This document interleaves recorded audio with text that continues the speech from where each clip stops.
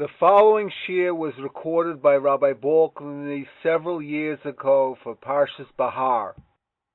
This week's Parsha, Parshas Behar, we only lay Shabbos one Sedra this week, and that Sedra is Parshas Behar.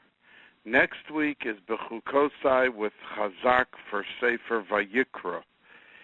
Now, the halachas of Shemitah and Yovel are stated in Parshas Behar, and one of the psukim tells us that when it's a year of Yovel, you know that Shemitah is 7 years, 6 years they work the field, and then there is a mitzvah saseh d'oraisa of letting the land rest, which is the 7th year. And when you have 7 sevens, that means 49 years, 7 Shemitahs over a period of 49 years. The 50th year is called Yovel, and there are very special halachas that the land that you bought from someone comes back to the original owner. All the avodim go out free. And in that year of Jubilee, of Yovel, we blow shofar. Now, normally, shofar motzoi Yom Kippur, when we sound the shofar, it has nothing to do with Rosh Hashanah. The mitzvah saseh d'oraisa of sounding and hearing shofar on Rosh Hashanah that's the mitzvah of Tekiah shofar, that a yid has to be yotzer. Motzoi Yom Kippur, it has nothing to do with that shofar of Rosh Hashanah.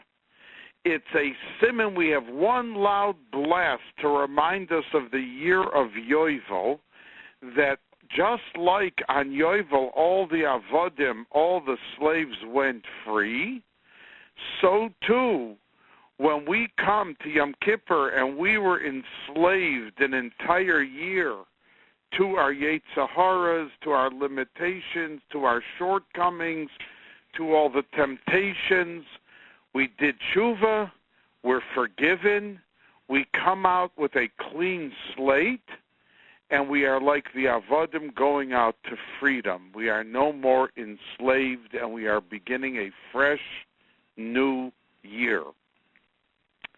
However, says the Chinuch, and the Chinuch was a Rishon. The Chinuch says that the Tekiah shofar of Yovel was just like Rosh Hashanah, which means that on Rosh Hashanah, when we blow shofar, we sound the shofar after Malchios, Zichronos, and Shofros. There are distinct places that we do it in the quiet Shema Esrei, the loud, if you daven Ashkenaz, the loud Shema Esrei, before we start Shema Esrei, after, by the Kaddish of Tiskabel, and we sound 100 koilos. We do 100 blows, 100 different signs. On a regular Yom Kippur, we do not do that. But on the Yom Kippur of Yovel, we did the Malchias, the Zechroinus, and the Shofars, just like on Rosh Hashanah. And the Chinuch, endeavors to understand why. It's not that we're Mekayim the mitzvah of Tekiah shofar on Yom Kippur. It's just a proclamation that it says that we're supposed to, Va'aviru shofar b'chol artzachem, that we're supposed to blow shofar on the Yovel year, announcing publicly that it is here, and that Yovel and its requirements have to be executed, that they have to go into motion. So the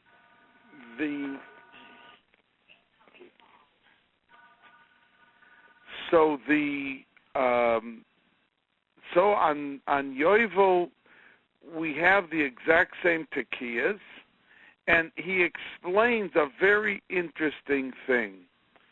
We know that Yovel represented an unbelievable requirement of all Yidden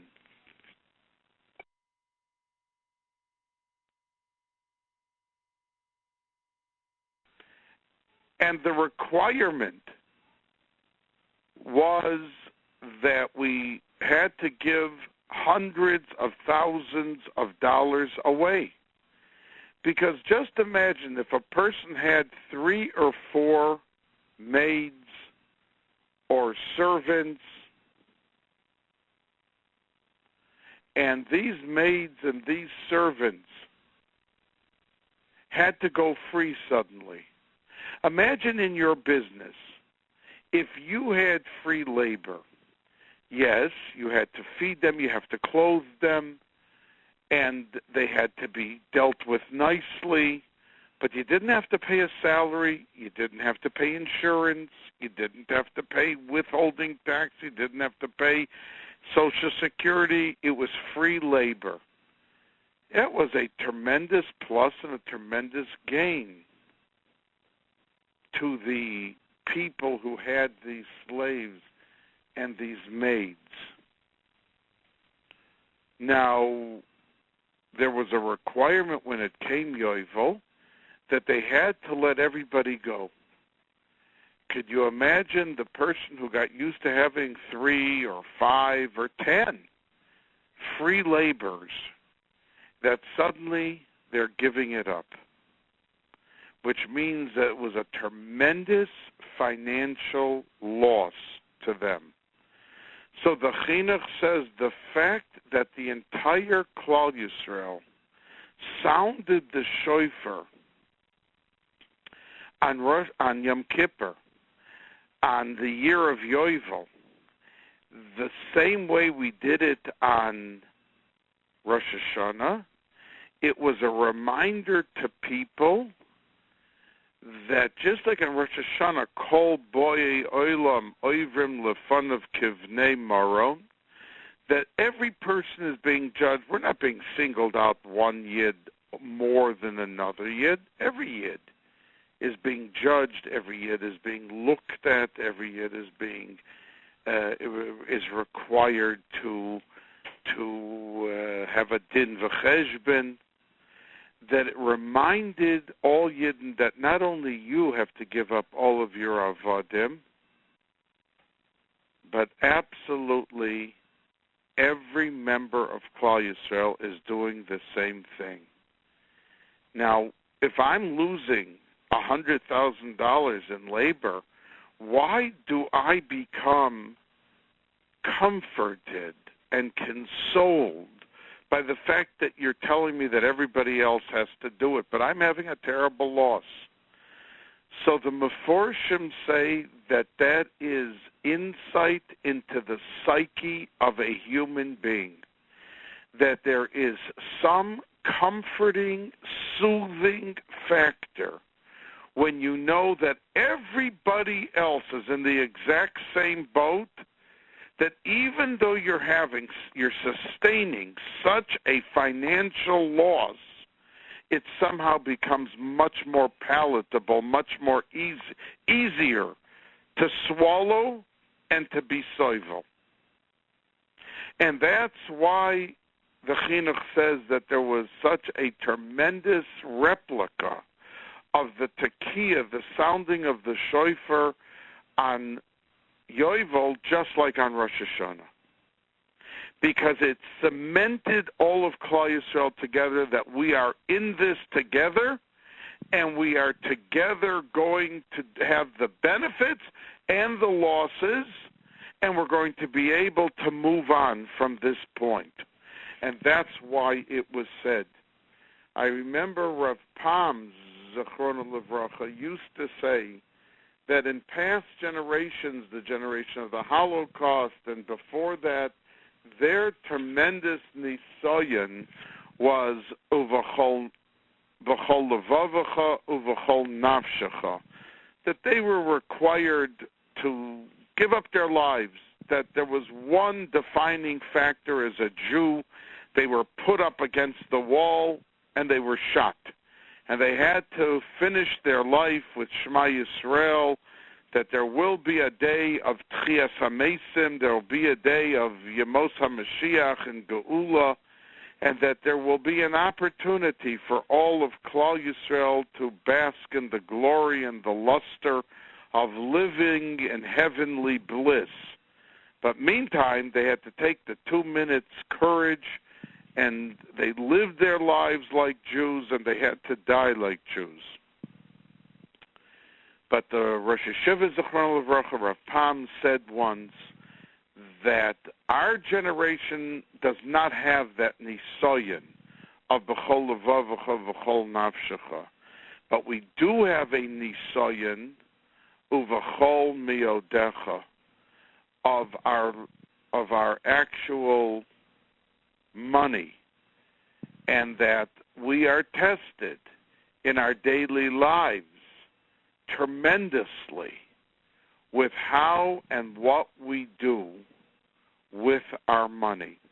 I'm going to expand on this a little bit shortly, but I want to move to the next thought in this week's Sedra, which we find after the whole discussion of Shemitah. So the Pasuk says an expression of Vishavtem va'asisem es mitzvosai v'eschukosai va'asisem osam, that you should do all of these halachos, all of these laws pertaining to Shemitah and to Yovel, and then Vishavtem lavetach ba'artzuchem. You're going to live safely and comfortably in your land. And then the very next pasuk says, Vishavtem lavetach aleha. Redundant. It repeats the exact same thing. I mean, anyone who's learning Chumash and you come, the exact same words of Vishavtem lavetach, that you're going to dwell safely and comfortably. So Rashi picks up on this, and Rashi asks, discusses and says that the first Vishavtem levetach means that you will not be put into exile, because in Eretz Yisrael, if they do not keep Shemitah, it meant that they were going to pay the price of Golus, that nations would come attack them, drive them out of Eretz Yisrael. They'd lose the land.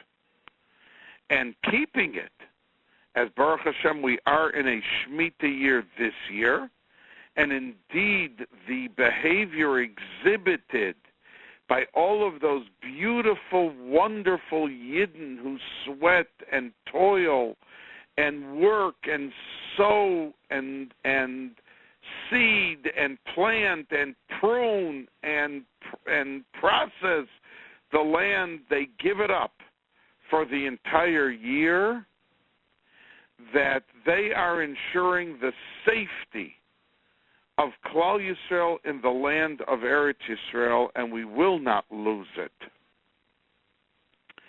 But Rashi says that's the first Vishavtem levetach, but the second one talks about the fact that we will have food, that the fact that you didn't work the field to do what's necessary in agrarian economy, that Eretz Yisrael, their main basis for economy all of the years, was the land. Today, maybe it's technology and other things they're doing, but certainly for 3,000 years, the main backbone, the parnasa, the foundation of survival was the actual working of the fields, the irrigating of the fields, davening for the rain, and everything that went into it. It was the tremendous provider of livelihood for all of Klal Yisrael in Eretz Yisrael. So we will have food. And that's what Rashi says. The first one talks about that you do not go into Golus, that you have the schus of keeping the land, and you will also have plenty of food. That's what the second one is telling you. You think that, you went an entire year and you didn't do anything. Don't worry. You're going to see what's going to happen and what's going to be. It's going to be wonderful. Now, the Chassam Sofer wants to offer a different dimension to this question of why the pasuk repeats itself twice and says Vishavtem Lavetach twice. The first, he says, is to tell you that you will have Parnasa. And as we know, the pasuk, you'll see in the psukim this week, Sedra, that in the 6th year there's going to be such hatzlocha and so much plentiful crop that there will be more than enough to feed you not only for the 6th year but for the 7th year and even into the 8th year when you have to start redoing and repruning and recleaning and everything that you have to do and that is required of the land. Says the Chassam Sofer, the first one simply tells you you're going to have plentiful parnasa. The second one, he says, is that you're going to dwell in peace, in a safety net, in a comfort level, which means the money will not go to your head. And that's a very interesting thought, because when the people, he says, would see in Eretz Israel that they normally on their field did 1,000 bushels, and comes the 6th year and they suddenly did 3,000 or 2,000 bushels, that it's unbelievable. They struck it rich, so to speak. It's so plentiful that a lot of people who get rich cannot handle it. They become arrogant. They become conceited. They become audacious. They think that they made it. They think it's their brains. That why are they rich and not the other guy, their friend? Well, I deserve it. I'm smarter. I'm more capable in business. I can do this. I can do that. The truth is that, unfortunately, riches is a very big nisayon. It's a nisayon of what we do with the money. Do we really hoard it and protect it and think that it's our security and safety net, and that by not giving a lot of tzedakah, that we are preserving it? I mean, the Sfarim say that when a person does not give proper tzedakah, so he should know that it eats away at his. So he gives the tzedakah, he gets more and more.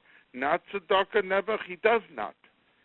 And this test of richness, says the Chassam Sofer, that there's going to be such bracha, as the Torah says, in the 6th year, that there was a special, separate bracha to Klal Yisrael, that it was not going to affect them.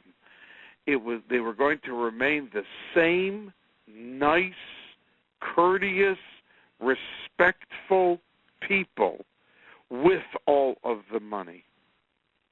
Now, the pasuk says that right in the middle of all of the halachos of Shemitah, it says, "V'chi simkaru mimkor la misacha, lo sonu ish es ochiv." That there is a tzivoy that when a person sells something to his friend, to another yid, you're not allowed to cheat him. There's a lav d'oraisa of ona. You're not allowed to cheat another yid. Now, this is referring to metaltalin, movable objects, a vase, a chair, flowers. It does not, there's no such thing as this lav d'oraisa when it comes to land. And when it comes to metaltalin, let's say if a going rate for a chair is $100, there's a whole debate. If it's a sixth more, sixth less, is it mavatal the mechira? In other words, if a person knows this person has no idea what's going on, I would normally charge $150. This guy doesn't know what's going on. He's got plenty of money. I'm going to charge him $250. So then he's over the lav d'oraisa of cheating a friend, and if the friend finds out and wants to be mavatal, he wants to nullify and disqualify the entire transaction, he can do it. So there are many halachas about this, but it doesn't apply to land because land is a well-known factor, and people who deal in land know what's going on, and it just does not apply to that. So since Shemitah deals specifically with land, why would this halacha, which has nothing to do with land, be put in the Torah right in the middle of the halachas of Shemitah? So the answer is that because it all stems from the very same thing. What is the bottom line of Shemitah? It's true faith in HaKadosh Baruch Hu. That's it. If Chas v'Shalom someone does not polish, revive, and make sure that his emunah, his faith level is in proper order, he's going to have a problem with Shemitah. I mean, he's got 6 children at home, and he has a family to feed, and if there was no food, there's no eating, and he's going to go into a year that he's not touching his field. You know, we sit back, we go in the winter into a supermarket or into these fancy fruit stores that they bring from Guatemala and from all these different New Zealand, all these exotic fruits and vegetables, things that during the winter, till maybe 50 years ago, nobody saw it. There were things for an entire 6 months, you couldn't get it in a store. It wasn't the season. It was prohibitively expensive to buy, and many things you even couldn't get. Today, there's no such thing. You just have to find the store, and you will be able to get whatever your heart desires, whatever you like, whatever fruit, no matter how luscious, no matter how expensive, no matter how rare, no matter from wherever it is, you can get it. But that wasn't the case in Eretz Yisrael. It came Shemitah, they had to look up to HaKadosh Baruch Hu, and that was it. Because there was no bread lines, there was no food stamps, there was nothing else. So they had to put themselves completely into the trust of HaKadosh Baruch Hu. And that's why this pasuk about the lav of cheating, that lo sonu ish es achiv, is put in right into this. Because there's people who think that they put in a false claim to the insurance and they gain $3,000. I can guarantee you, because it's not me, Chazal say it, that it could be he has a car accident and he loses the $3,000 that way. One of the family members, lo aleinu lo lechem, needs an operation and had to pay an extra $3,000 for the rehab.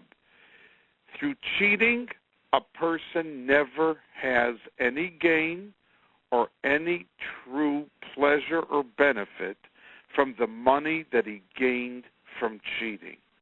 And that goes for taxes, it goes for the federal and state government, it goes for every aspect of our life that we think that we have gained if it has been achieved through illegal or improper means. It's out the window. And therefore, even though this lav of cheating, of onah, is only for metaltalin, for movable objects, and it has nothing to do with Shemitah, because that has only to do with land, which has nothing to do with this lav. It was inserted right here because the core value and the basis for the entire idea of having Shemitah is emunah. So a person should know that with every dealing, not just the Yid who had to deal with Shemitah in his land, but when you have a store of linen or paint or a grocery, and you do something which is out of order, you should know right now that you are going to lose that money because you have not placed your faith in HaKadosh Baruch Hu in the manner that you should, that everything and anything that you're going to have this year is predestined, and what you're supposed to have, you're going to have, and what you're not supposed to have, it's not going to happen. Now, the pasuk says that Ki yamuch achicha, there is a pasuk in this week's Sedra that tells us that when your brother unfortunately becomes destitute and he has to go and sell a piece of land, this land that he sells, one of his relatives, the pasuk says, should come and redeem it to give it back to him. That means the man fell on hard times, and he became economically distressed, and at this point, he had to go and sell the last thing that he would never have wanted to sell. This is a Yerusha. This is something that goes from generation to generation, the land in the family, and he had to go sell it. So the pasuk says that a uva goalo, that his relative should come. He has a relative somewhere out there. It's a mitzvah for the relative to go and to buy the land back and get it back to his relative. Now, the pasuk continues and says, and let's say, ve'ish kilo yiyah goel, what happens if he doesn't have any relative who can buy this piece of land for him? Then v'hisiga yado, that if he himself suddenly came into money, he can go and buy it back. And that's what the pasuk says. Now the Meforshim are very puzzled, because why should the pasuk have to tell us that if he suddenly won the lottery or he suddenly did a business deal that gave him enough money to go buy the land back, why does the pasuk have to tell us that he can go back and buy it himself? I mean, if a third cousin has a mitzvah to go get it back to him, and he doesn't have this third cousin, that the pasuk tells us that he himself can go do it. Why not? I mean, is he less than his third cousin? Why does the pasuk have to tell us that he can go back? Of course he can go back if a third cousin, the whole objective is to get the land back into the family, back into his possession. So why does the pasuk have to tell us that if he gets the financial means to acquire back the land, he can do it? So the Meforshim explain, of course he can do it. That's not what that's the simple pshat. But there's a message in this mitzvah. Because most people, when they go into a business transaction, and they borrowed from two uncles money, and they're hoping they're going to make it, that they could have parnasa, and they can pay back to their relatives where they borrowed the money. And it comes a point that they can't go back and ask for more money, and the guy's desperate for cash flow. And it's either he sees promise, he sees that things will be good, but he doesn't know if he can hold out.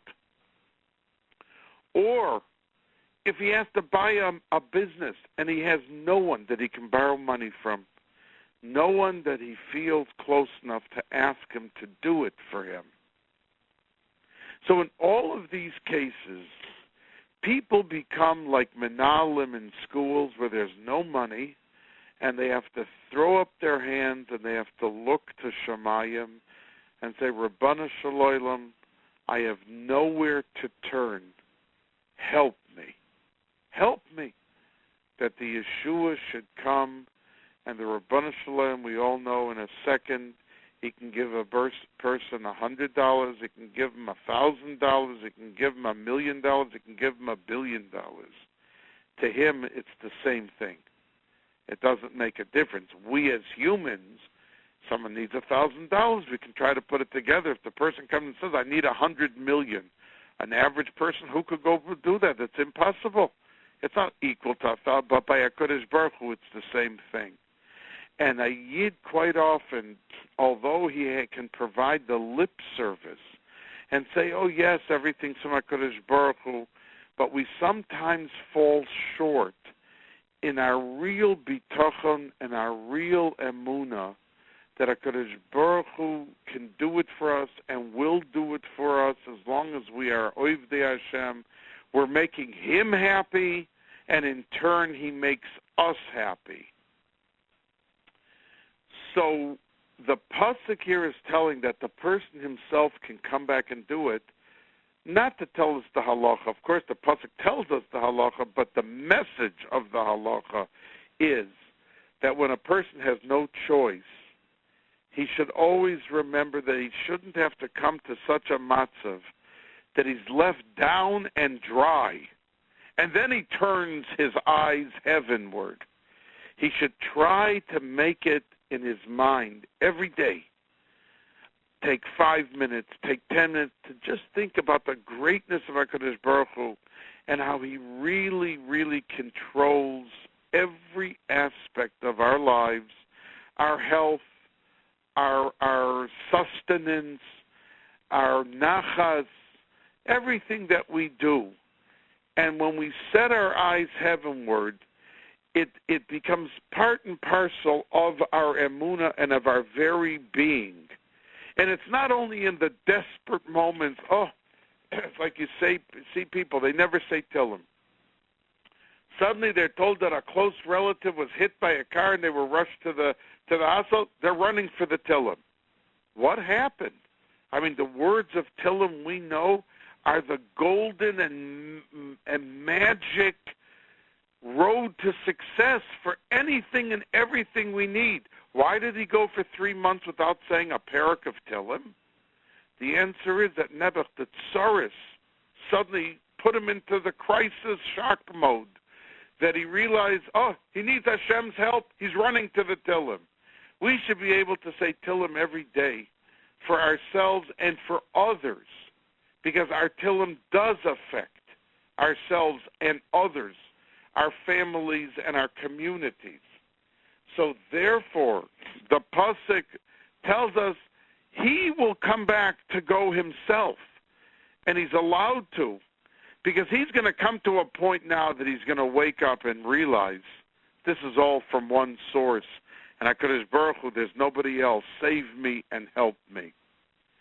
Now the pasuk says that when you get a eved,